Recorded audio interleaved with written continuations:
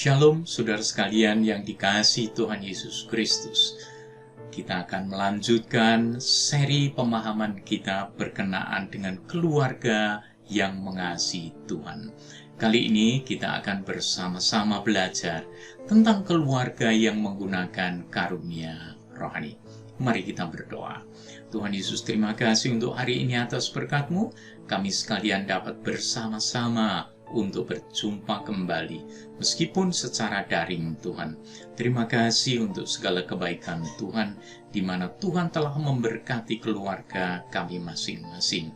Terima kasih untuk semuanya ini. Dan hari ini kami akan belajar bersama-sama dari firman Tuhan berkenaan dengan keluarga yang mengasihi Tuhan. Tolonglah kami supaya kami dapat memahaminya dengan baik, kemudian menerapkan dalam kehidupan kami. Kami persembahkan saat ini sepenuhnya ke dalam tangan kasih sayang-Mu, di dalam nama Tuhan Yesus Kristus. Amin. Saudara sekalian yang dikasihi Tuhan, tema yang akan kita bahas bersama-sama berkenaan dengan keluarga yang menggunakan karunia rohani. Saudara sekalian, ayat yang dipakai pada saat ini diambil dari kitab Roma pasal yang ke-12, ayat 1 sampai dengan ayat yang ke-8. Ayat hafalan kita, ayat emas kita diambil dari Roma pasal 12, ayat yang pertama. Karena itu saudara-saudara, demi kemurahan Allah, aku menasihatkan kamu, supaya kamu mempersembahkan tubuhmu sebagai persembahan yang hidup, yang kudus, dan yang berkenan kepada Allah. Itu adalah ibadahmu yang sejati. Pertanyaan yang harus dijawab oleh setiap orang Kristen adalah, milik siapakah tubuh kita ini? Tentunya adalah milik Tuhan. Nah, ada 3 alasan mengapa tubuh kita adalah milik Tuhan. Yaitu yang pertama, tubuh kita adalah ciptaan Tuhan. Yang kedua, tubuh kita telah ditebus oleh pengorbanan Tuhan Yesus Kristus di atas kayu salib. Dan yang ketiga, tubuh kita adalah bait Roh Kudus sendiri. Tubuh kita adalah rumah Allah. Nah, oleh karena tubuh kita adalah milik Tuhan, maka kita harus menggunakan tubuh kita untuk melakukan apa yang dikehendaki oleh pemiliknya, yaitu Tuhan sendiri.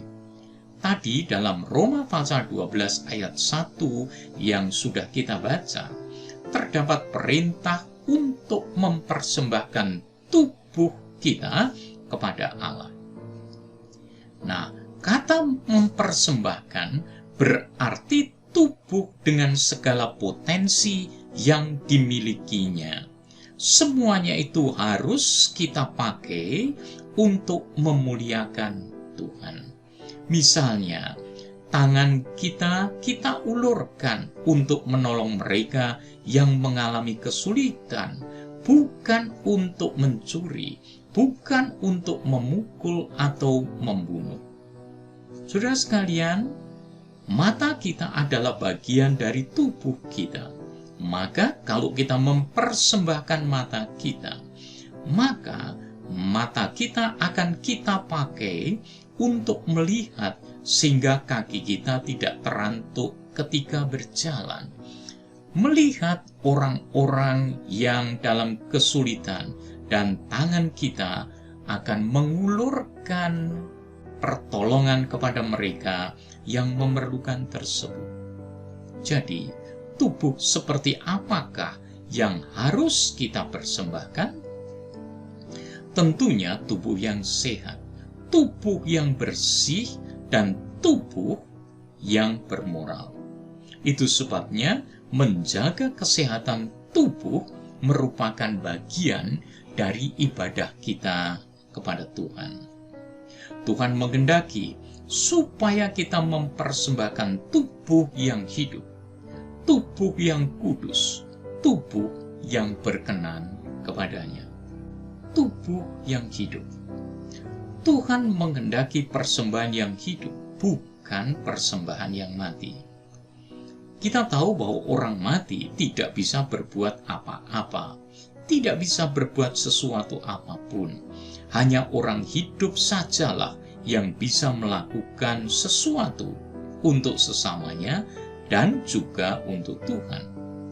Itu sebabnya Rasul Paulus mengatakan bahwa hidup berarti bekerja untuk menghasilkan buah. Artinya, hidup kita harus dipakai untuk melakukan kehendak Allah. Nah, kalau kita melanjutkan apa yang dimaksudkan dengan tubuh yang kudus, kita tahu bahwa Tuhan menghendaki yang kudus, bukan yang cemar. Rasul Paulus mengatakan, Allah memanggil kita bukan untuk melakukan apa yang cemar, melainkan apa yang kudus. Dan itu dituliskan di dalam 1 Tesalonika pasal 4 ayat yang ke-7. Tubuh yang berkenan artinya bahwa Tuhan menghendaki sikap dan perilaku kita berkenan kepadanya. Berkenan artinya menyenangkan hati Tuhan. Jadi, sikap dan perilaku yang menyenangkan hati Tuhan adalah melakukan kebaikan dan menjauhi kejahatan. Menunjukkan bahwa orang-orang yang mempersembahkan tubuhnya kepada Tuhan menggunakan seluruh potensi tubuhnya untuk kebaikan, untuk memuliakan Tuhan saja. Lalu saudara sekalian, bagian yang berikutnya, Roma 12 ayat yang kedua, dikatakan berkenaan dengan membaharui akal budi. Kita tahu bahwa akal budi adalah bagian hakiki dari pribadi manusia. Bagian hakiki dari kita sebagai manusia.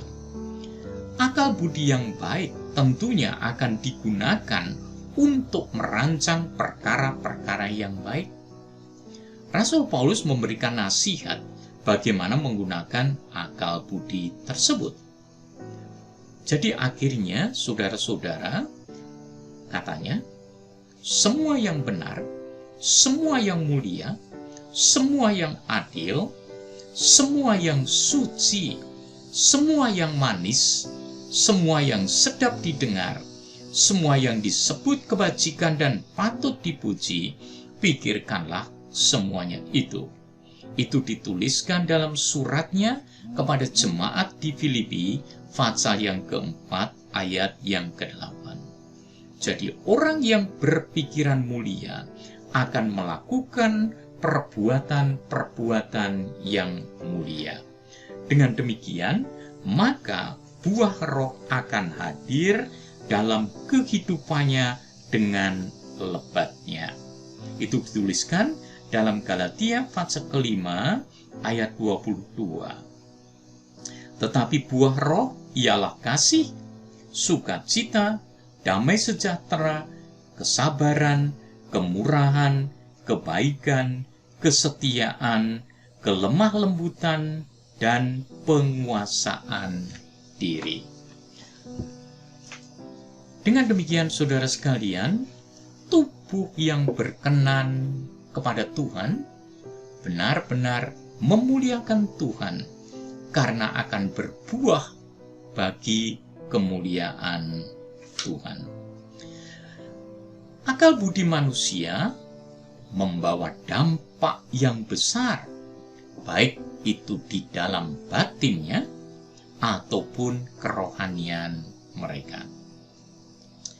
Dengan demikian, saudara sekalian yang dikasihi Tuhan, pikiran yang diisi dengan dongeng, dengan tahayul, dengan kekerasan, dan hal-hal yang lain yang negatif akan menghasilkan pribadi yang rusak moralnya dan biasanya suka memberontak kepada Allah. Orang-orang seperti ini berpotensi melakukan tindak kekerasan, atau tindak kriminal. Sedangkan pikiran yang diisi dengan ajaran yang sehat, tontonan-tontonan yang membangun, lagu-lagu rohani, lagu-lagu pujian, dan firman Tuhan akan menghasilkan pribadi yang beriman dan penuh dengan cinta kasih. Nah, salah satu cara jitu untuk menghasilkan akal budi yang berkenan kepada Allah, tentunya belajar firman Allah dan menghafalkan firman tersebut. Berikutnya, saudara sekalian, bagaimana kita bisa menggunakan karunia natural dan karunia rohani. Yang saya maksudkan dengan karunia natural adalah bakat-bakat yang Tuhan anugerahkan kepada kita sejak kita lahir di bumi ini melalui keluarga kita. Tentunya orang yang mempersembahkan tubuhnya kepada Tuhan dan memberikan pikirannya diperbaharui, pasti dengan senang hati akan menggunakan semua bakat, semua potensi, semua kemampuan, semua kekuatan dan karunia-karunia rohani yang dimilikinya untuk melayani Tuhan. Karakteristik orang Kristen yang menggunakan karunia rohani bagi Tuhan, biasanya orang ini senang untuk terlibat dan proaktif di dalam pelayanan. Baik pelayanan di rumah tangga, pelayanan di gereja, atau pelayanan di masyarakat. Sedangkan orang Kristen yang belum mau menggunakan karunia-karunianya ini, biasanya lebih senang untuk dilayani, berat hati melakukan pelayanan-pelayanan yang diembankan kepadanya. Biasanya dia menjadi senang untuk mengamati dan hanya mengkritik orang-orang yang melayani. Namun, dia sendiri tidak mau terjun di dalamnya. Ia punya berbagai alasan agar jangan dilibatkan dalam pelayanan gereja. Sudah sekalian yang dikasihi Tuhan Yesus Kristus, kita tahu yang dimaksudkan dengan pelayanan rohani. Kalau kita membaca dari kitab 1 Korintus pasal 12, mulai dari ayat yang keempat sampai dengan ayat yang ke-11, kita bisa tahu ada rupa-rupa karunia rohani. Ini adalah sebagian. Yang lain ada di bagian-bagian lain yang kita bisa menyelidikinya secara pribadi. Karunia-karunia yang dituliskan dalam 1 Korintus 12 ayat keempat menunjukkan bahwa ada rupa-rupa karunia, tetapi satu roh. Artinya, bahwa karunia-karunia itu diberikan kepada seluruh anggota keluarga kita, namun semuanya itu dikerjakan oleh roh yang sama.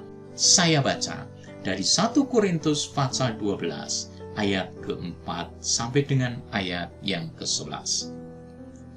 Ada rupa-rupa karunia tetapi satu roh, dan ada rupa-rupa pelayanan tetapi satu Tuhan. Dan ada berbagai-bagai perbuatan ajaib, tetapi Allah adalah satu yang mengerjakan semuanya dalam semua orang. Tetapi kepada tiap-tiap orang dikaruniakan penyataan roh untuk kepentingan bersama. Sebab kepada yang seorang roh memberikan karunia untuk berkata-kata dengan hikmat, dan kepada yang lain roh yang sama memberikan karunia berkata-kata dengan pengetahuan. Kepada yang seorang, roh yang sama memberikan iman, dan kepada yang lain, ia memberikan karunia untuk menyembuhkan. Kepada yang seorang, roh memberikan kuasa untuk mengadakan mujizat, dan kepada yang lain, ia memberikan karunia untuk bernubuat. Dan kepada yang lain lagi, ia memberikan karunia untuk membedakan bermacam-macam roh. Kepada yang seorang ia memberikan karunia untuk berkata-kata dengan bahasa roh, dan kepada yang lain ia memberikan karunia untuk menafsirkan bahasa roh itu.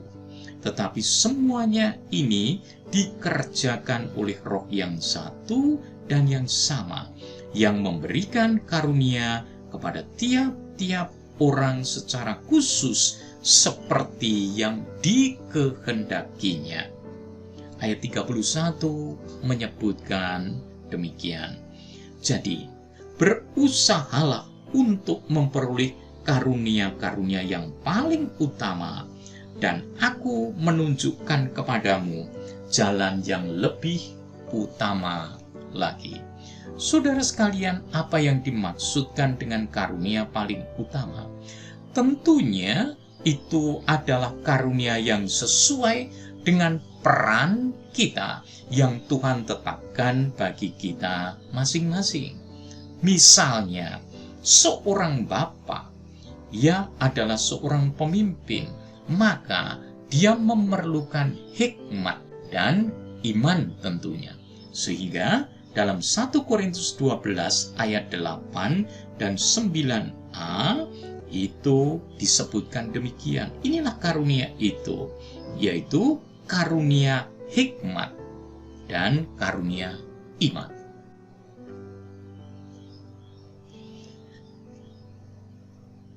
Kesimpulannya, saudara sekalian yang dikasihi Tuhan, ibadah yang sejati adalah ibadah yang mempersembahkan tubuh kita kepada Tuhan. Artinya, kita menyerahkan seluruh kehidupan kita untuk melakukan kehendak Tuhan. Kita menyerahkan roh, jiwa, dan tubuh kita untuk menyenangkan hati Tuhan. Tuhan minta kita melayani Dia sesuai dengan karunia rohani atau karunia natural yang Tuhan telah anugerahkan kepada kita. Apakah kita semua telah mempersembahkan hal yang demikian kepada Tuhan? Kita tahu bahwa keluarga yang penuh dengan penyerahan diri akan hidup saling melayani dengan karunia rohani yang telah dianugerahkan Tuhan kepada masing-masing anggota rumah tangga tersebut. Dan semuanya itu diikat oleh karena kasih. Kasih kepada Tuhan dan kasih kepada sesama. Lalu, apakah kasih itu? 1 Korintus 13 ayat yang ke-4 sampai dengan ayat yang ke-7 memberitahu kita definisi batasan tentang kasih itu. Penjelasan tentang kasih yang dimaksud. Kasih itu sabar. Kasih itu murah hati. Ia tidak cemburu, ia tidak memegahkan diri dan tidak sombong. Ia tidak melakukan yang tidak sopan dan tidak mencari keuntungan diri sendiri. Ia tidak pemarah dan tidak menyimpan kesalahan orang lain. Ia tidak bersukacita karena ketidakadilan, tetapi karena kebenaran. Ia menutupi segala sesuatu, percaya segala sesuatu, mengharapkan segala sesuatu, dan sabar menanggung segala sesuatu.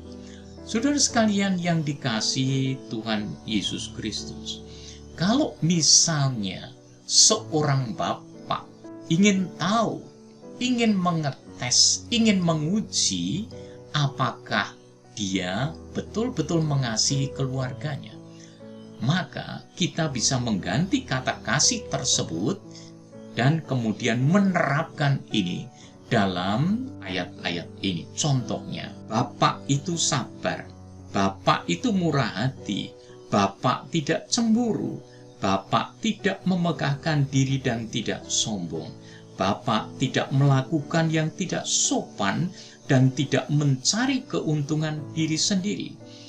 Bapak tidak pemarah dan tidak menyimpan kesalahan anggota keluarga yang lain. Bapa tidak bersuka cita karena ketidakadilan, tapi karena kebenaran. Bapa menutupi segala sesuatu. Artinya bahwa dia tidak akan mengobral semua rahasia kelemahan keluarganya. Dan Bapa itu mengharapkan segala sesuatu. Dan Bapa itu sabar menanggung segala sesuatu. Demikianlah saudara sekalian, pemikiran kita pada hari ini berkenaan dengan keluarga yang mengasihi Tuhan. Dalam tema besar kita, keluarga menggunakan karunia rohani untuk saling melayani. Mari kita berdoa bersama-sama. Tuhan Yesus, terima kasih untuk kebaikan Tuhan, sehingga kami sekalian dapat belajar sedikit dari sabda Tuhan. Kiranya kami semuanya terbuka hari ini, supaya sungguh pikiran kami dipenuhi dengan hal-hal yang mulia, sehingga kami pun Tuhan dapat menyenangkan hati Tuhan, karena kami telah mempersembahkan tubuh kami menjadi persembahan yang hidup, yang kudus, dan yang berkenan kepadamu. Di dalam Tuhan Yesus Kristus kami berdoa dan kami bersyukur. Terima kasih Tuhan Yesus. Amin. Rekan sekalian, sampai jumpa dalam rekaman-rekaman yang berikutnya.